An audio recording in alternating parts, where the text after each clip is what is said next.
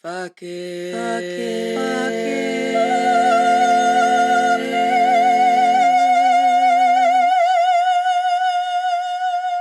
it. Hey mama, if you are a mom and are tired of the wash, rinse, repeat burnout cycle of motherhood, this podcast is for you. If you feel lonely and isolated in your motherhood journey, this podcast is for you. If you feel like you have completely lost your identity since your babies were born, this podcast is for you. If you feel like every other mom has it together except for you, this podcast is for you. My name is Amanda, and I'm a life coach dedicated to teaching every mom the tools she needs to liberate herself off the back burner. I am living proof that a woman can be present and loving to her kids while also being a whole ass person outside of being that kid's mom. The secret? Learning when to say fuck it. Hello. So I got called out today by one of my best friends as to why there was no podcast last Saturday. And I was Sunday. It's supposed to come out on Sunday. I was waiting for her to call me out. I knew she was going to. Totally fine. You know, it just happened. It doesn't matter. It just didn't happen. I was about to make excuses, and it doesn't really matter. Like, I was about to say, like, I'm just very busy, but busy is a state of mind. And that's actually going to be my next podcast. But she was just like, you owe me a middle of the week bonus episode. So here it is, Katie. Here is your middle of the week bonus episode. And everybody else, because this is actually like such great content. So for those of you who have not heard yet, I am running a free group coaching group this week called Burnout to Fuck It. And it has a private Facebook group where everyone can interact with each other and ask coaching questions. And we meet every single day this week at 12 p.m. Central. So today is Thursday when I'm releasing this.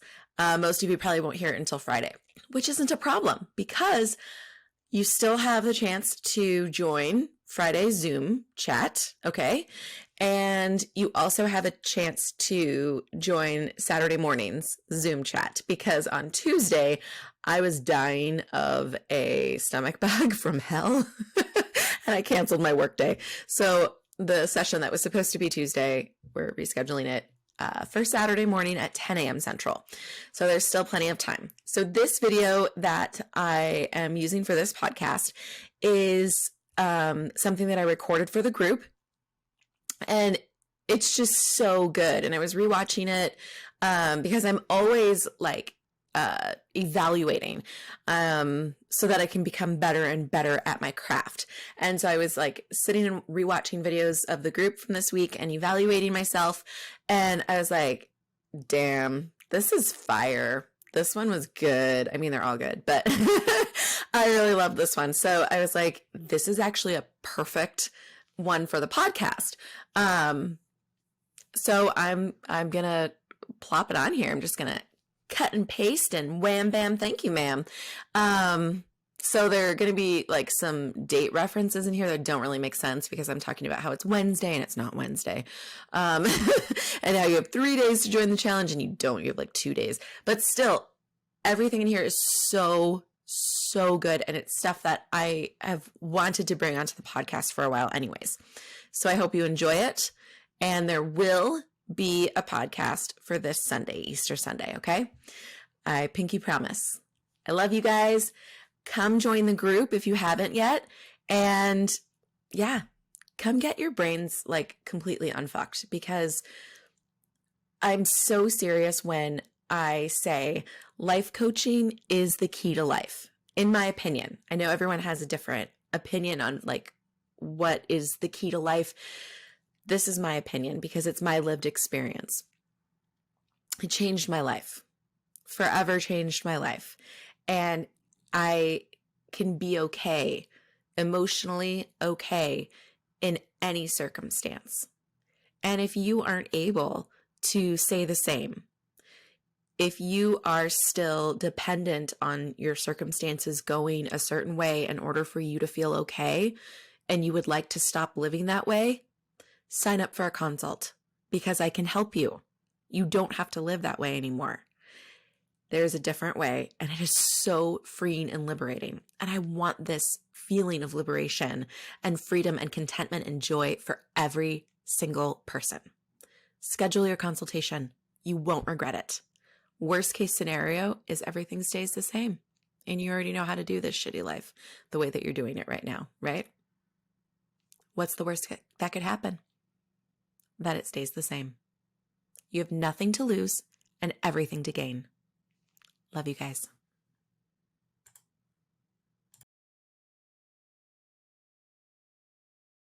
Hello. So I guess everyone got caught up with life, which is totally fine, but I'm still going to record the content that I was going to share with you guys and post it in the Facebook group so you can rewatch it and let it sink in, learn something new, right? So another huge reason why as to why moms are so burnt out all the time is decision fatigue. Because if you think about it, how many decisions do you have to make every single day? Every day.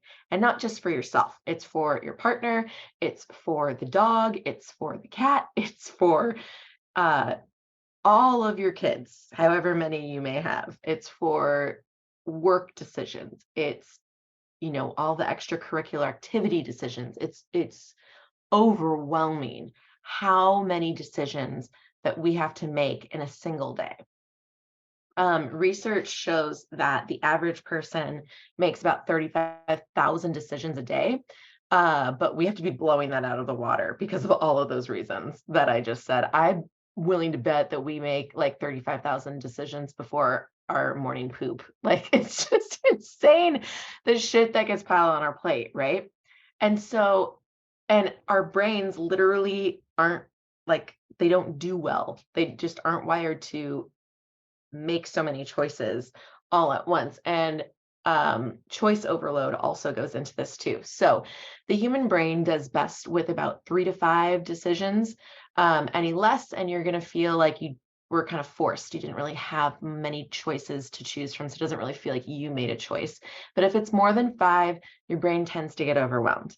I mean, all you have to do is just look at any man wandering around with a list in his hand from his wife, wandering around the grocery store aisle, especially the baking aisle. Oh my God, it's hilarious, right? It's just choice overload. And it's why when, we had our first baby and the baby got sick for the very first time, you freak the fuck out because you don't know what to do. There's way too many choices at hand. You can let it ride out, see how the baby does, but they might die because, obviously it's going to be death. Or you can rush them to the emergency room, or you can call your mom and cry. Like, just, you have no idea what the fuck to do. And also, you don't know what's wrong with the kid. It could be a cold, it could be cancer, it could be like COVID, it could be all these different things. And your brain just runs wild. And so when you combine decision fatigue and choice overload, it makes a hot mess express that looks a lot like us rocking Tuesday's messy bun on Friday and wearing the exact same yoga pants for an entire week and having the shirt that has like the jelly snot crusted stain on it because you didn't realize that it was dirty when you picked it up off the floor. And you forgot that it was orchestra day. You're snapping at everybody by 7 a.m. and you low key have to prevent yourself from not murdering your husband when he has the audacity to ask you what is for dinner. But there are some very easy things that you can do in your life to alleviate decision fatigue and choice overload. So the first one is you just have to think of ways to eliminate the amount of decisions that you're making every single day. So what I like to do is batch my decision making. So I will plan out my whole week. Some people even do like a whole month, like their overall overarching things. I just like to go a week at a time. Plan out the next week on the weekends.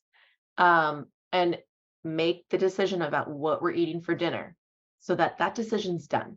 That decision that used to be a daily thing that I was making, on the fly after work. And my brain can't think of any options, or because there are too many options. So my brain can't think of like what to make for dinner. I make that all on, Saturday or Sunday when I'm relaxed and it's not stressful. It's not pressing because people aren't hungry right fucking now. Right. And it's done. I've even in the past done freezer meals, which I would really love to get back into the habit too, because it's just a really great way of batch decision making. I would do a whole month of freezer meals in about 4 or 5 hours of cooking, put them in Ziploc bags, put them in the freezer, and I don't have to think about dinner for a month. I just go to my freezer and I grab a bag. That's it. This is what's for dinner. Fuck you if you don't like it, kids. And try to do this with all of the everyday little decisions, right? Like who's taking which kid to which activity, grocery shopping, when is that going to happen exactly? What do you need? And if you already have your meals planned out, it helps so much. Even like the clothes that you're going to wear. There are presidents who are famous. I think it was Obama, famous for just wearing the same fucking suit all the time, because that was one decision that he did not have to make that day. And it sounds a little ludicrous, but that in and of itself alleviates so much stress in your day-to-day life. It makes a huge difference. I'm looking at my notes. And so, oh yes, start outsourcing decisions. Okay. The invisible workload is real. Women, what it means to be like the woman of the household usually looks a lot like us carrying the mental load for everybody who we consider to be under our care. And I was careful in my wording of that because it extends farther than just the people in our house who live with us, right? Because a lot of us also carry the mental workload and make decisions and choices and stuff for our parents who are starting to get older. We feel that responsibility. Or if we're the oldest, or seemingly most responsible sibling, we are carrying the mental load for our siblings. The list goes on and on. And when we do that to ourselves, first of all, we're robbing the other people from learning how to manage their own shit. We're not actually helping them do anything. We're just enabling them to never growing and changing. And we're burning ourselves out a lot. So outsource decisions, okay? The dog is sick and everyone's looking at you to be like, well, how are we going to fit a vet appointment in? Just look back at them, your husband, your partner, whoever it is that's helping you, and be like, I don't know, what's your idea? And then just be quiet. If you have a partner, or if their father is an active role in their life, if you're co-parenting, you're separated, but they're an active role in the kids' lives, make it an actually active role.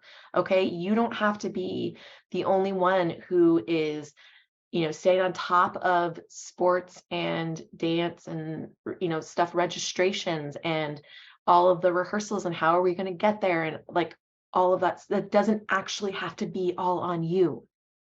They will act stupid at first. This is normal reaction, especially from the male species, but they're going to be fine. We learned how to do it, and so can they. Okay.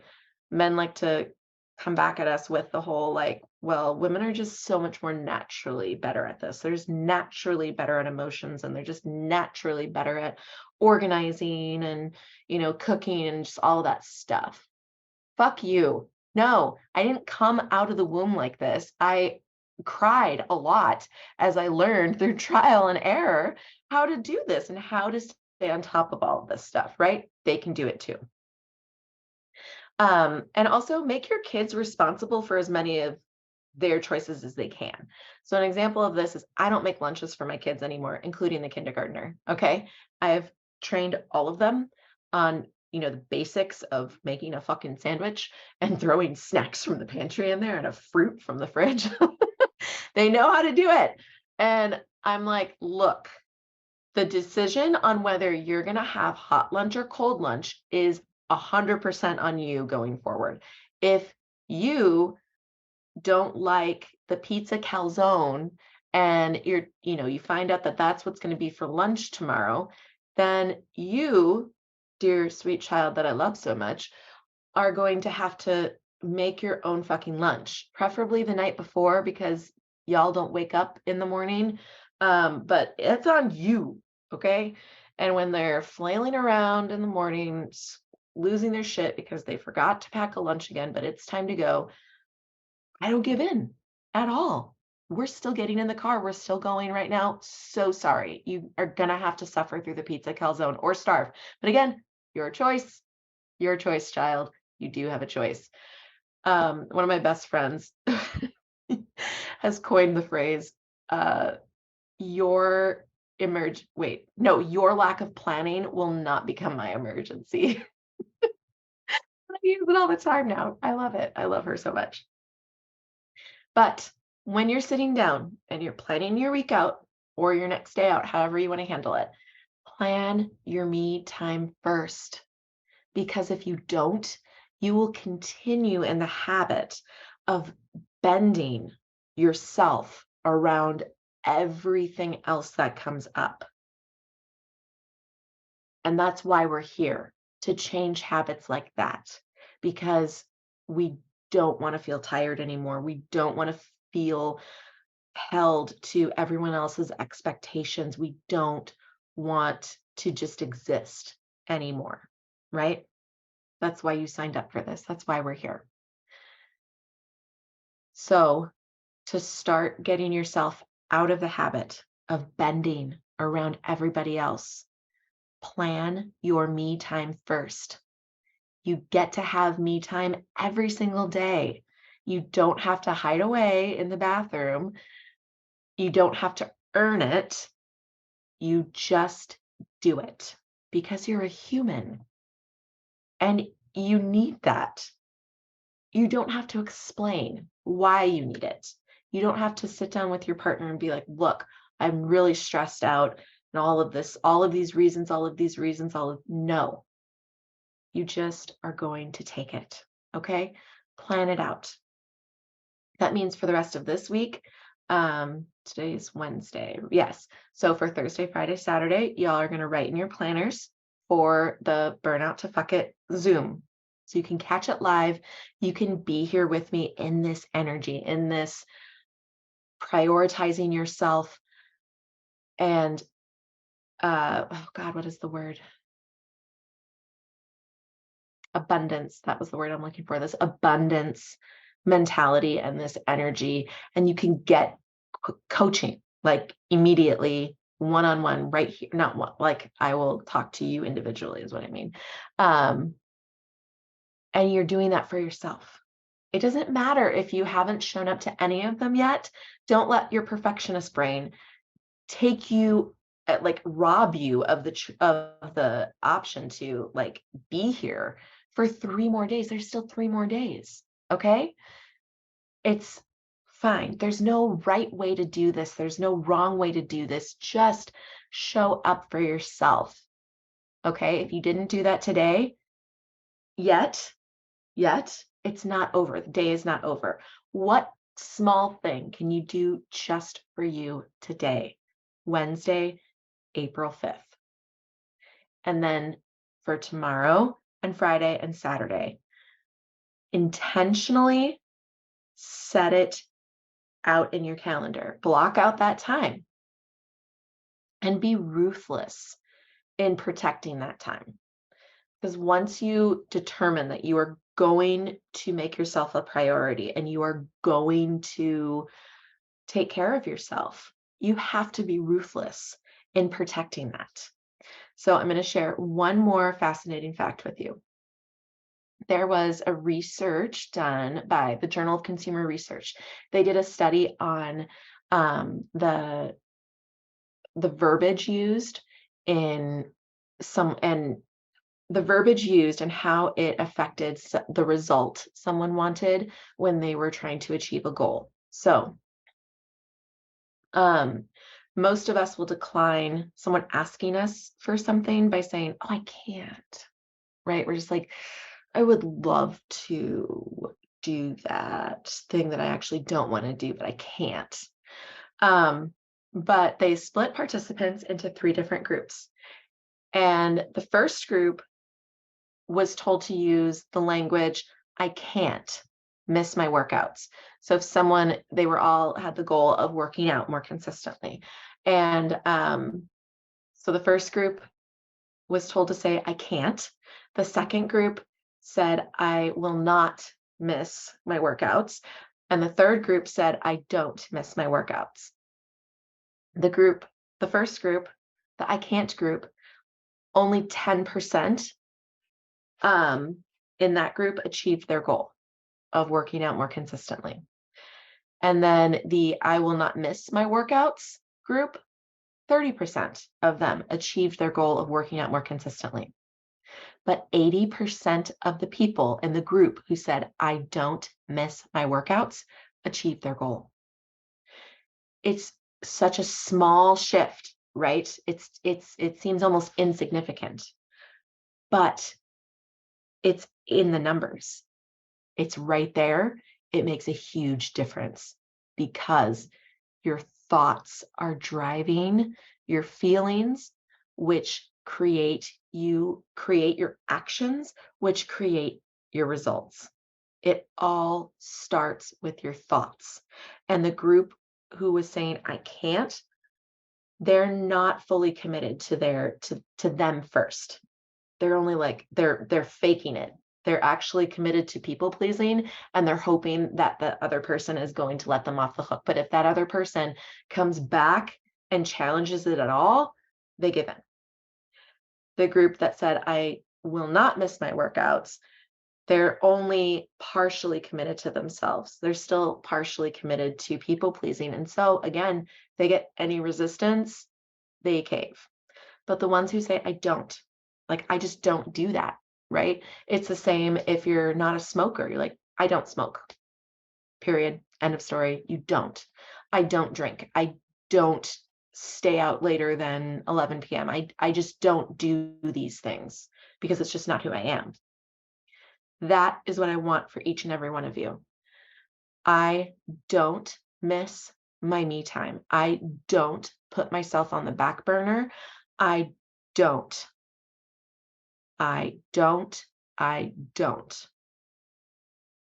Because that's the only way that you're going to have lasting change. I will see you all tomorrow. I hope that you are having a great Wednesday. And if you have any questions or you are struggling with something or a thought keeps popping up, please post it into the group. I'm here for you this week, every day. You guys can always reach out to me, but this week it's for you. So utilize this group. It doesn't matter how stupid you think your struggle is or your question is or your thought is. I want to hear it. It's not stupid. And I bet you everyone else in the group is struggling with something similar. Love you guys. See you tomorrow. Are you living your best wild one life? You're not? Why the fuck not? What are you waiting for? The time to live is now, mama. Click the link in my show notes to set up your free 30-minute coaching and consultation so you can experience how life coaching can change your life. You've put yourself off long enough. It's time to pour into you. Join the community of Fuck It Moms by following me on Instagram and Facebook at Fuck It Mothering. That's fuck without the U. So FCK It Mothering. Make sure you subscribe to my channel so you never miss your weekly encouragement. And please rate, review, comment, and share. All of these things help with the algorithms so that way when other overwhelmed moms are looking for encouragement, they can find me. Every month, I give away one of my favorite books to a lucky winner. All you have to do to enter is write a review or tag me in social media when you share an episode. See you next Sunday, gorgeous.